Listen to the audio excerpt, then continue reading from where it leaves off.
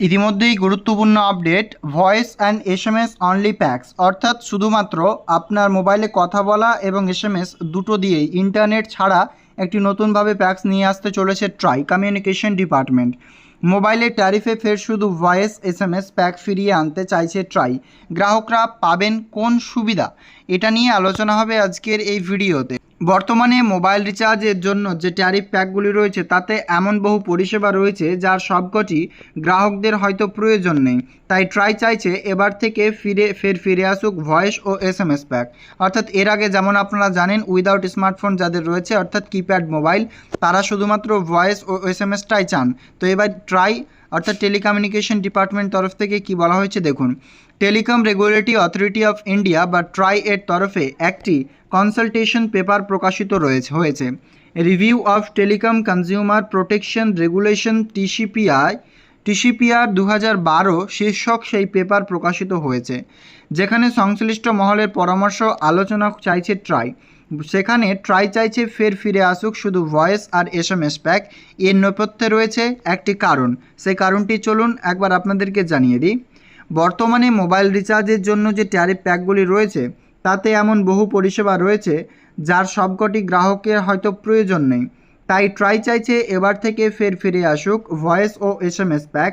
Consultation পেপারে try লিখছে এমনই কিছু ট্যারিফ রয়েছে যেখানে ভয়েস, ডেটা, এসএমএস ও ওটিটি পরিষেবার জন্য প্যাকেজ একই সঙ্গে থাকছে।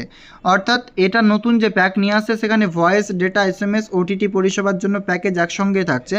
তাতে সব গ্রাহকদের এই একই সঙ্গে এতগুলি পরিষেবা দরকার পড়ে না। অর্থাৎ আপনাকে দেওয়া হচ্ছে 5G unlimited plus 4G internet, সাথে কিন্তু আপনার 1.5 GB প্রতিদিন ডেটা, আপনার কল এবং এসএমএস সমস্ত কিছু কিন্তু দেওয়া হচ্ছে। এতগুলো হয়তো আপনার দরকার পড়ছে না, সেই জন্যই বলা হচ্ছে যে অতিরিক্ত যাতে ব্যয় না হয় সে কারণেই কিন্তু এটা কিন্তু ট্রাই দেখছে। সে কথা ভেবেই ফের ভয়েস ও এসএমএস প্যাক ফিরিয়ে আনতে উদ্যোগ নিচ্ছে ট্রাই কমিউনিকেশন ডিপার্টমেন্ট। নিচের দিকে কি বলা হয়েছে, ট্রাই বলছে একটা ধারণা তৈরি হচ্ছে যে দরকারের চেয়ে বেশি অপ্রয়োজনীয় পরিষেবার জন্য ট্যারিফের গ্রাহকদের টাকা দিতে হচ্ছে। অর্থাৎ আপনার যতটুকু প্রয়োজন নয় তার থেকে অতিরিক্ত দেওয়ার জন্যই এত টাকা রিচার্জের দাম বেশি দিতে হচ্ছে। এছাড়াও এড অফারের জেরে ট্যারিফ বেছে নেওয়ার ক্ষেত্রেও অসুবিধা হচ্ছে বলে একটা ধারণা তৈরি হচ্ছে বলে মনে করছে ট্রাই। ফলে শুধু ভয়েস ও এসএমএস প্যাক থাকলে গ্যাটের বাড়তি কড়ি খরচ হতে হবে না গ্রাহকদের, ফলে গ্রাহকরা কিছুটা সুবিধা পাবে। এছাড়াও ভাউচারের যে কালার কোডিং ও ডিনমিনেশন ভাউচার নিয়েও ট্রাইয়ের তরফ থেকে এসেছে বার্তা। টেলিকম সার্ভিস প্রোভাইডাররা ভাউচারের বিভিন্ন ধরনের রঙের কোডিং ব্যবহার করে থাকেন, যেমন যে কম্বোর জন্য নীল, টপ আপের জন্য সবুজ, এমন ধরনের সব রং ব্যবহার করা হয়। ট্রাইয়ের প্রশ্ন, কালার কোডিং কি প্রাসঙ্গিক ডিজিটাল মিডিয়ামে? কনসালটেশন পেপারে রাখা হয়েছে এই বিষয়টিও। অর্থাৎ টেলিকম রেগুলেটরি অথরিটি অফ ইন্ডিয়ার তরফ থেকে বা ট্রাইয়ের তরফ থেকে একটি কনসালটেশন পেপার প্রকাশিত করা হয়েছে এবং সেটি ইতিমধ্যেই নতুন আপডেট যেটি খুঁজে এনে দিচ্ছে সেটি হচ্ছে এবার কিন্তু এসএমএস ও শুধুমাত্র কলিং এই দুটোই প্যাক কিন্তু নিয়ে আসবে ট্রাই আবারও। এটার জন্য কনসালটেশন পেপার কিন্তু প্রকাশিত করা হয়েছে, সেই পেপারটি রয়েছে।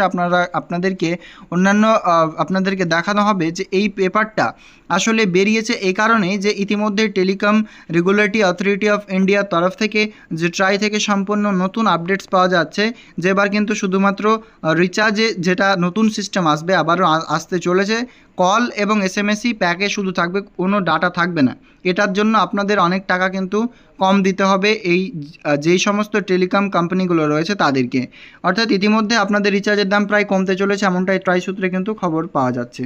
তো দেখুন, মিনিস্ট্রি অফ কমিউনিকেশন তরফ থেকে বলা হয়েছে try release consultation paper on review of telecom consumer protection regulation 2012। এটা কিন্তু ইতিমধ্যেই পিআইবি দিল্লি থেকে পাবলিশ করা হয়েছে। দেখতে পাচ্ছেন এখানে টোটালটাই বলা হয়েছে এই ট্রাই সংক্রান্ত নতুন আপডেটসটুকু, অর্থাৎ কনসালটেশন পেপারটা আপনারা দেখতে পাচ্ছেন যে written comments on the consultation paper আর invited from the stakeholders by 16th of August 2024. Counter's comments, if any, may be submitted by 23 of August 2024। এটা কিন্তু 16 এবং এই 23 তারিখের মধ্যে যে নতুনভাবে যে কনসালটেশন পেপারের কমেন্টসগুলো এটা কিন্তু কাউন্টার খোলা থাকবে। সাথে সাথে ইতিমধ্যে ট্রাইয়ের তরফ থেকে অর্থাৎ টেলিকমিউনিকেশন ডিপার্টমেন্টের তরফ থেকে নতুন যে রেগুলেশন 2012 সালের প্রোটেকশনটা কিন্তু আবারও ফিরিয়ে আনা হবে বলেই কিন্তু জানানো যাচ্ছে। ইতিমধ্যে রিচার্জের দাম কমলে আপনাদের কেমন হবে কমেন্ট সেকশনে অবশ্যই কিন্তু জানাতে ভুলবেন না।